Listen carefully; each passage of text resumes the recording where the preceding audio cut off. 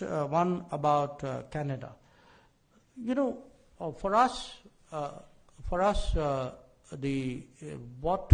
how Canada has dealt with the Khalistani issue has been a long-standing concern, because very frankly, they seem to be driven by vote bank politics, and their responses have all been, to the best of my understanding, actually constrained by what they regard as vote bank compulsions on them.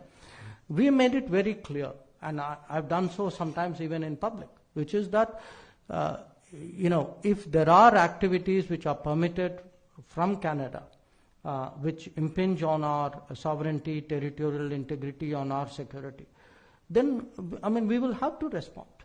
So it is something which is I would say, a continuing conversation with Canada, not always a satisfactory conversation, but it is something on which we have been very, very clear. And you can see that in many ways over the last few years it has impacted our ties.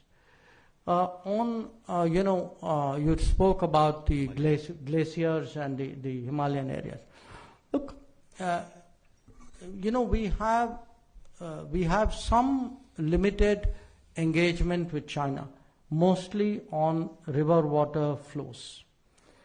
We have not been able to build over previous years, build a larger conversation about what happens there. And the fact, because there is a boundary dispute, it is clearly an obstacle to such a conversation.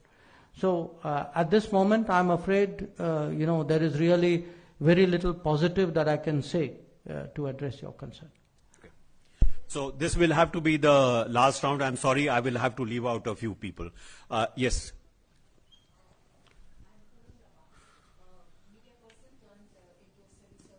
My question is, thank you, Dr. Jaishankar, for enumerating the 9 key highlights. My question is, we still have 1 more year to go for the elections. So what would be your thrust area in the 10th year? Or do I understand this is a wrapping up of the key highlights, and we can see elections being preponed?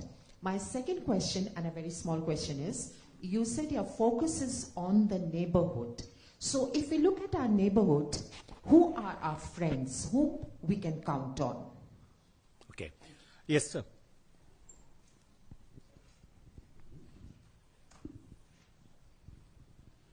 Thank you. I am Alok Mehta. I am also a journalist. Because in this visit, US visit, cross-border terrorism